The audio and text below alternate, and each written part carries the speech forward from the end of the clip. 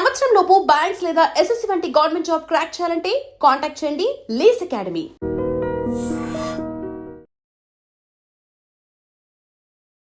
నమస్కారం. Welcome to I dream. ధర్మ మార్గం విత్ విజిత కార్యక్రమానికి స్వాగతం.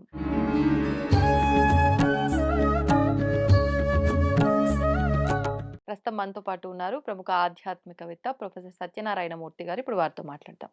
నమస్కారం గురుజీ. నమస్కారం మా విజిత. గురుజీ, మాఘమాసం అంటే మనకు నది స్నానాలు, సముద్ర స్నానాలు విశేషమైన మాసాలు అని చెప్పి కొన్ని మాసాల గురించి చెప్పుకుంటూ ఉంటాం. అందులో మాఘమాసం కూడా ఒకటి. ఎందుకు మాఘమాసము ఈ స్నానాలకు విశేషము? మనకి మాఘమాసం వచ్చింది అని అంటే శుభకార్యాలు కూడా ప్రారంభం అవుతూ ఉంటాయి ఈ నెల నుంచి. ఎందుకని విశేషంగా ఈ మాసానికి ఇంత ప్రత్యేకత? దాని గురించి వివరించండి. తప్పకుండా.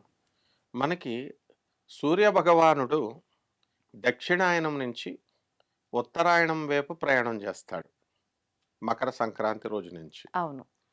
ఆ తర్వాత అది పుష్యమాసంలో జరుగుతుంది. పుష్యమాసమే అమావాస్య 18వ తారీఖుతో అయిపోతుంది. జనవరి 18, 2026 సంవత్సరంతో అయిపోతుంది. అక్కడి నుంచి ఇంకా వచ్చేటటువంటిది మనకి మాఘమాసం. ఈ మాసాన్ని మనం అత్యంత పవిత్రమైనటువంటి నెలగా మనం పరిగణలోకి తీసుకుంటాం.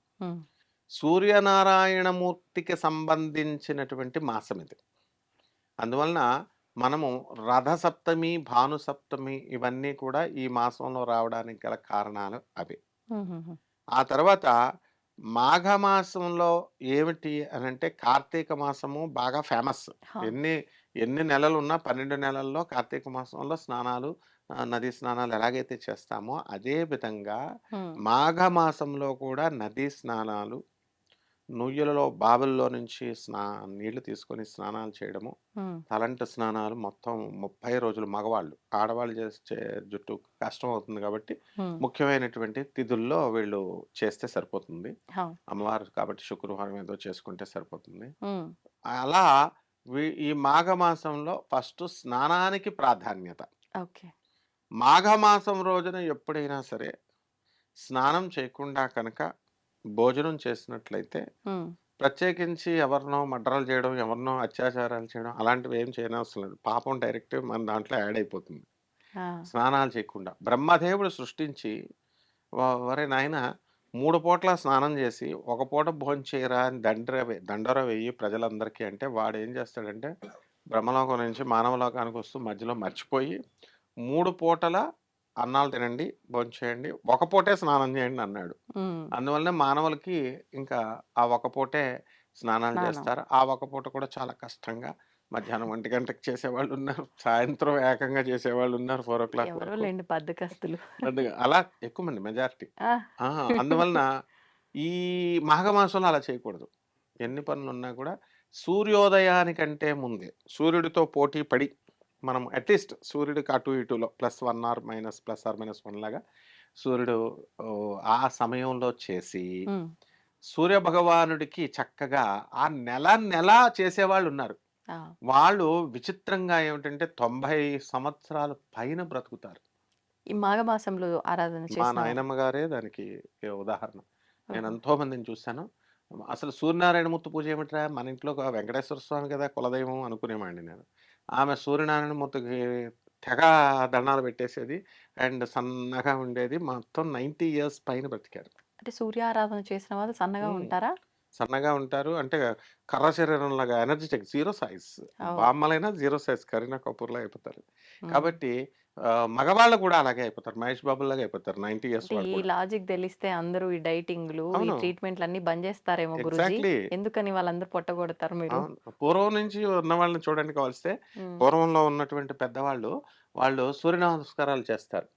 ఇప్పుడు కూడా మన వాళ్ళకి పాపం సూర్యుడికి నమస్కారం పెడుతుంటే మొన్న ఆయన అడుగుతున్నాడు, గానగాపురం మేము వెళ్ళి నదిలో భీమామరజ నదిలో స్నానం చేస్తే సంధ్యావందనం చేస్తుంటే ఏమనుకోవాలి గురువు గారు అంటున్నారు. అంటే మామూలు దండం పెట్టరా నాయన, చాలు సూర్యదేవ నమస్కారము చాలు, దత్తాత్రేయ నమస్కారం అవసరం లేదు, ఓం ఆదిత్యాయ నమః అంటే సాక్షాత్తు శ్రీమన్నారాయణమూర్తి అయినటువంటి శ్రీకృష్ణ పరమాత్మ ప్రతిరోజు సూర్యారాధన చేశాడు మాఘమాసంలో. అంటే డైలీ చేసేవాడు మాఘమాసం విశేషంగా. అలాగే శ్రీరామచంద్రుడు వాళ్ళ కులదైవమే సూర్యనారాయణమూర్తి. అందువలన అయోధ్యలో ఇప్పుడు అయోధ్యలో అందరూ మాఘమాసం చేస్తారు. ఓహో! ఇక్కడేమో మనమేమో రాముడికి చేస్తాం కదా! మాఘమాసంలో అక్కడంతా అయోధ్యలో, ఉత్తరప్రదేశ్‌లో బ్రహ్మాండంగా పాటిస్తారు. హ్మ్. అదే విధంగా సూర్యారాధన జగద్గురు అయినటువంటి ఆదిశంకరాచార్యులు వారు మనకి ఆ పంచాయతనం అని ఒకటిచ్చారు హ్మ్. పూజా విధానాల్లో.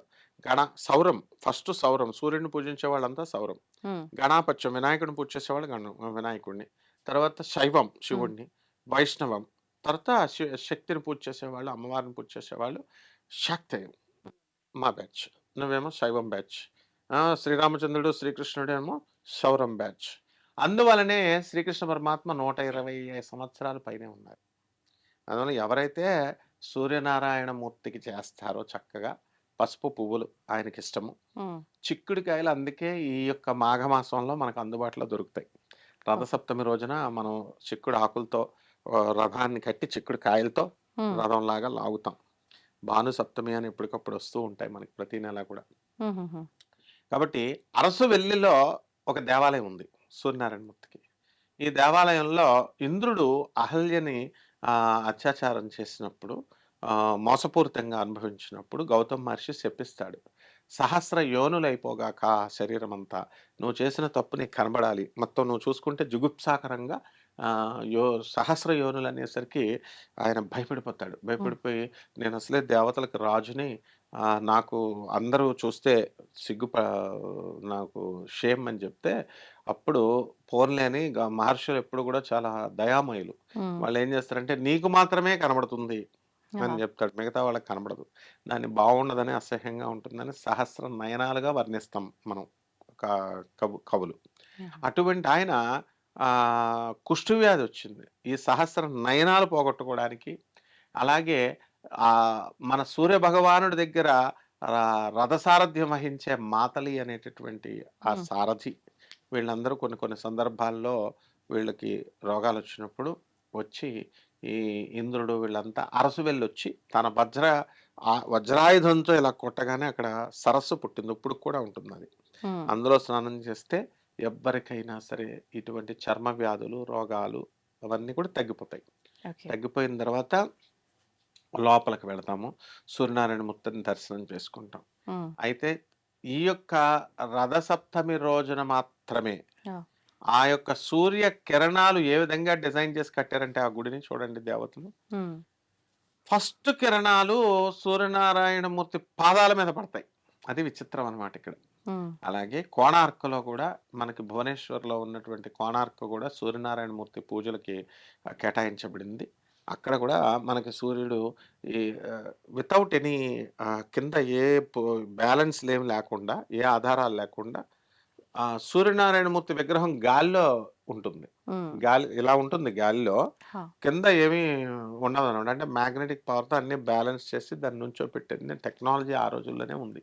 అవును. కాబట్టి ఎవరైతే సూర్యనారాయణ మూర్తి ఆరాధనలు చేసి సూర్యుడికి దానాలు, గోధుమ దానాలు, ఈ యొక్క చపాతీల దానాలు హ్మ్. ఈ యొక్క రోజుల్లో చేస్తే సరిపోతుంది. అలాగే గోధుమ నూకతో చేసినటువంటి నైవేద్యాన్ని సూర్యనారాయణ మూర్తికి సమర్పించడం, తరువాత మనందరం కూడా స్వీకరించి పేదవాళ్ళని మర్చిపోకూడదు. పేదవాళ్ళని, అనాథల్ని, వికలాంగుల్ని, సాధువుల్ని విరివిగా వీళ్ళకి దాన ధర్మాలు చేయాలి. ఇలా చేస్తున్నట్లయితే మనకి ప్రతి ఆదివారము కూడా సౌరోపాసనలో అట్‌లీస్ట్ మాఘ ఆదివారాలు చాలా ఫేమస్ అనమాట. ఓహో! మాఘమాసంలో వచ్చేటటువంటి 4 లేదా 5 ఆదివారాలొస్తాయి. ఈ ఆదివారాల రోజున నాన్ వెజిటేరియన్ ఫుడ్ తినకుండా ఏకభుక్తంతో ఉపవాసం చేస్తూ హ్మ్. ధూమపానము, సురాపానము ఏమి తాగకూడదు. ఆల్కహాల్ ఏమి తీసుకోకూడదు. తీసుకోకుండా వీళ్ళు గనక ఆదిత్య హృదయం మనం చదువుకున్న అదంతా రాని వాళ్ళు ఓం ఆదిత్యాయ నమః అన్న, ఓం సూర్యనారాయణ స్వామినే నమః అని చదువుకున్న మనకి చక్కగా మనకి 100 సంవత్సరాలు పూర్ణాయుర్దాయాన్ని మనం లభిస్తుంది. అంతేకాదు మనకొచ్చేటటువంటి చర్మ వ్యాధులు, బొల్లి ఇలాంటి వ్యాధులన్నీ కూడా తొలగిపోతాయి. అంతేకాకుండా హృద్రోగాలు, హార్ట్ అటాక్స్ ఇలాంటియి ఏమైనా ప్రాబ్లమ్స్ ఉన్నట్లయితే అవి కూడా క్లియర్ అయిపోతాయి. సూర్యోపాసనలో ఆరోగ్యం భాస్కరాదిచ్చేత్ అన్నారు. అంటే ఆ! ఆరోగ్యం ఎవరి చేతిలో ఉంటుంది? సూర్యుడు. భాస్కరుడి చేతిలో ఉంటుంది. అందువలన ఈ మాఘమాసం అంతా కూడా కంప్లీట్‌గా సూర్యనారాయణ మూర్తికి అంకితం అమ్మ. ఈ హ్మ్. నెల్లాళ్ళు కూడా సౌరోపాసన చేసేటటువంటి వాళ్ళు నార్త్ ఇండియాలో ఉన్నారు. Hmm. Mostly north eastern countries Assam, గౌహతిల్లో తూర్పు ప్రాంతాల్లో కలకడ ఇటు సైడ్‌లో ఈ సూర్యనారాయణమూర్తి పూజ చాలా అధికంగా చేస్తారు. కాబట్టే వాళ్ళు చిన్నగా, పొట్టిగా ఉన్న 100 సంవత్సరాలు బతికేస్తారు. They will be very active అనమాట. అస్సామీస్ చూడండి. హ్మ్. హ్మ్. అందువలన ఈ సూర్యారాధనకి మాఘమాసంలో ఇంత విశేషత ఉంది. ధన్యవాదాలు గురూజీ. ధన్యవాదాలు.